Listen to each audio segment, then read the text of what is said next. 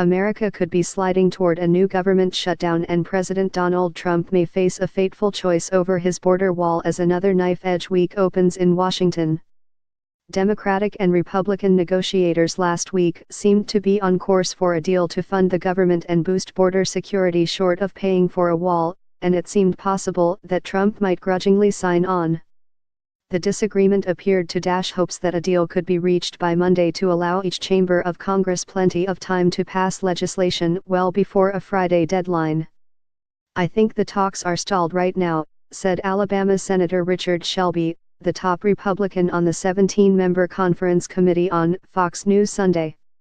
"If no deal is reached and no stopgap spending measure emerges, a new government shutdown could be triggered, again subjecting 800,000 federal workers who could be furloughed or asked to work without pay." The most recent shutdown, which was the longest in history, ended last month in victory for Democratic House Speaker Nancy Pelosi, who refused to fund the wall, and with a damaging political defeat for the president in their first significant clash since the midterm elections.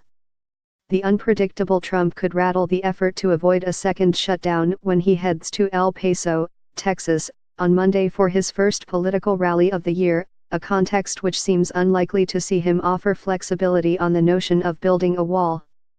Sudden pessimism over the conference talks between Democrats and Republicans in the Senate reflected the uncertainty and raw political nerves on Capitol Hill at the dawn of a new era of divided government.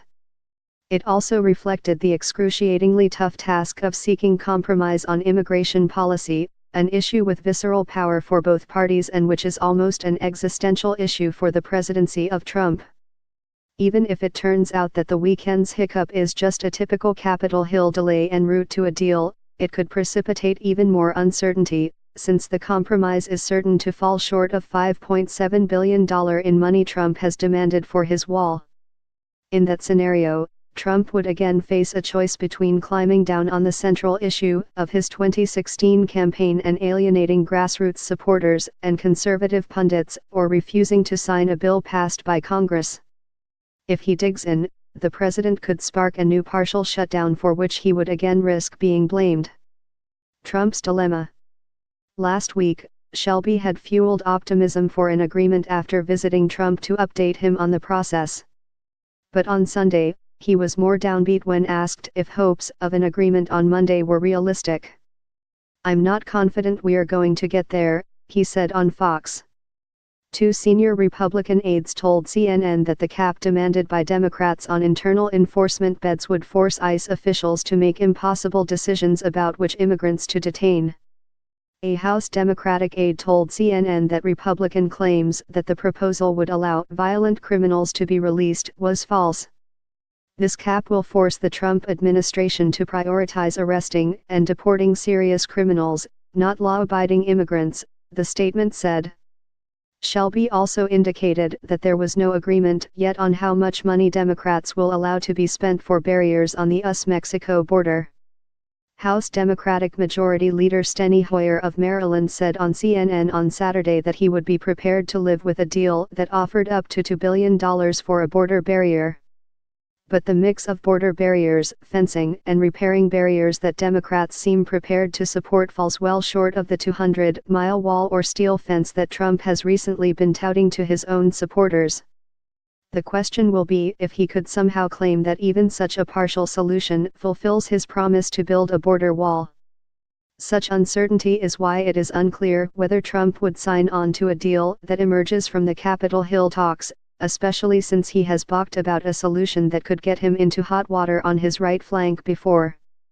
It's also why a shutdown, once seen as highly unlikely given the political damage it wrought upon the White House last time around, cannot be ruled out. Acting White House Chief of Staff Mick Mulvaney appears to have little more insight into what might happen this week than anyone else. "You asked me a question, is the shutdown entirely off the table? I would say no," Mulvaney said on NBC's Meet the Press.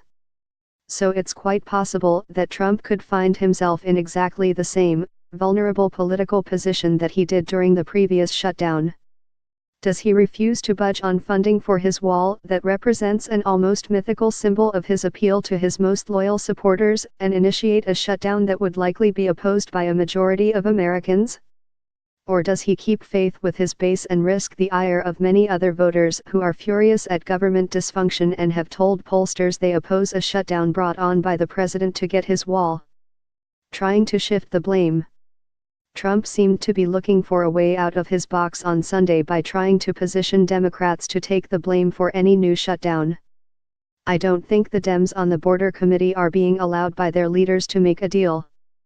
They are offering very little money for the desperately needed border wall and now, out of the blue, want a cap on convicted violent felons to be held in detention. Trump tweeted. Now, with the terrible offers being made by them to the border committee, I actually believe they want a shutdown. They want a new subject. Trump wrote on Twitter.